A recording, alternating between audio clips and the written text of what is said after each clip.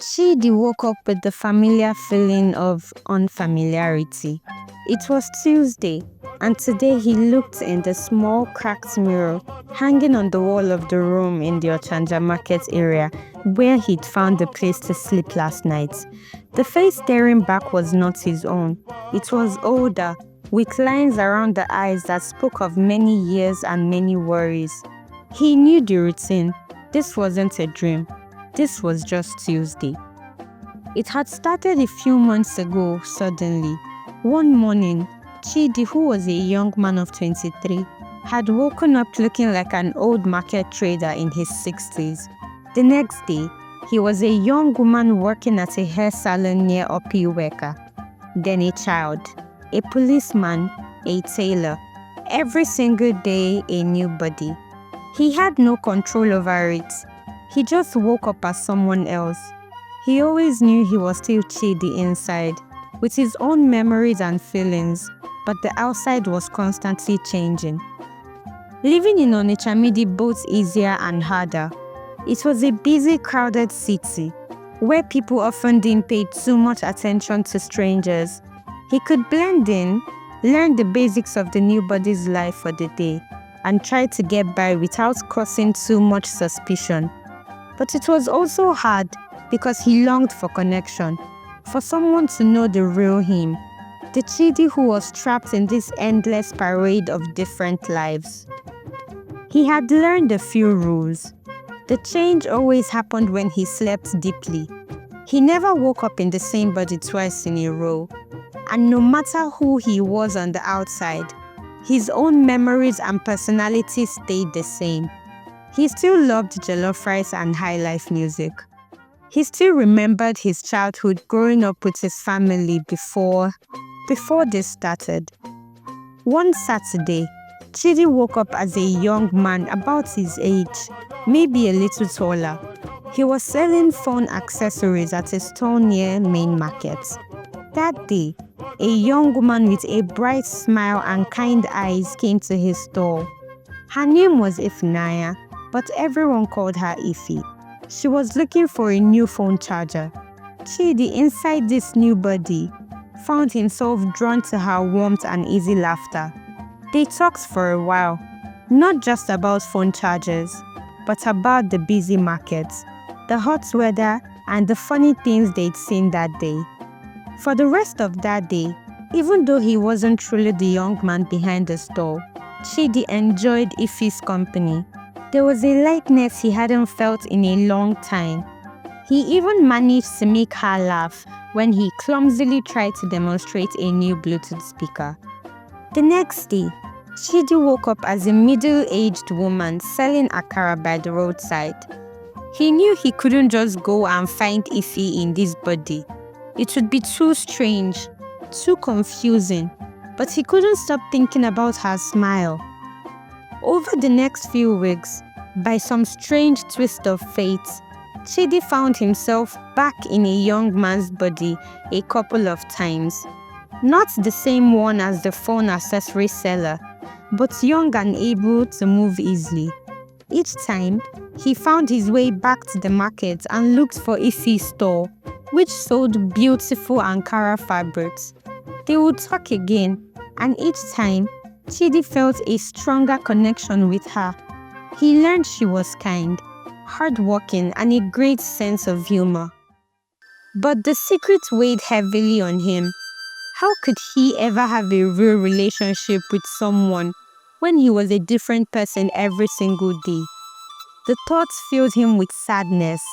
He knew it wasn't fair to Ify to let her get too close to someone who was so unstable. One hot afternoon, when Chidi was in the body of a young mechanic, working in a garage near the Niger River, Ify came by. Her motorcycle had broken down.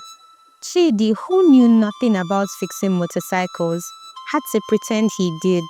It was a disaster, and Ify, though patient, ended up taking her bike to a different mechanic.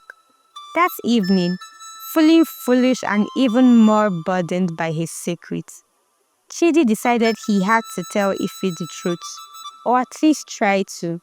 The next day, He woke up as a young man again, not someone she had met before. He found Ify at her stall. He was nervous, his heart pounding in his chest. He started slowly, telling her strange, unbelievable things about his memory being constant but his body changing. Ify looked at him with a mixture of confusion and concern. He could see she thought he was unwell, maybe had a fever, or was losing his mind. Ify, he said, his voice shaking a little.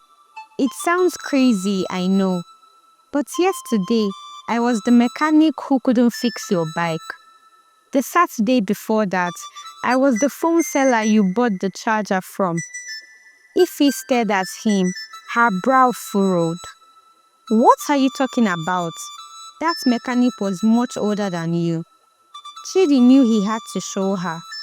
Meet me tomorrow morning by the Onitsha Mall entrance, he said.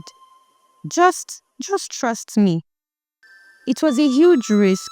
What if you woke up as a child or an old woman? The next morning, Chidi woke up as a tall, muscular man with a deep voice. He had never been this person before. He felt strong and strange in this new body. He went to the Onitsha Mall entrance, his heart pounding with a mixture of fear and hope. Ify was already there, looking worried. When she saw him, her eyes widened in surprise. Who are you? She asked, a hint of fear in her voice. Chidi took a deep breath. Ify, it's me, Chidi.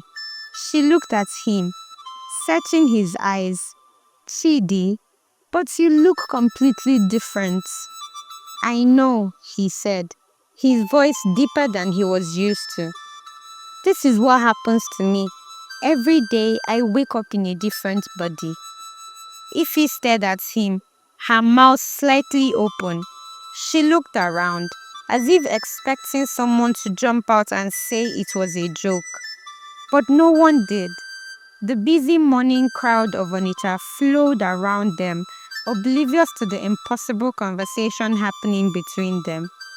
For a long moment, she just looked at him. Then slowly, she reached out and touched his arm, her fingers firm. Show me, she said, her voice quiet but steady. Show me what you mean. She didn't know how he could show her. Not really, but he knew he had to try. And in that moment, standing there in the middle of bustling Onitsha, with the woman he cared about looking at him with a strange mix of disbelief and something that felt like acceptance. Chidi knew his life, in all its impossible forms, had just taken an unexpected turn. What would happen next, he had no idea. But for the first time in a long time, he didn't feel quite so alone. The journey, he sensed, was far from over.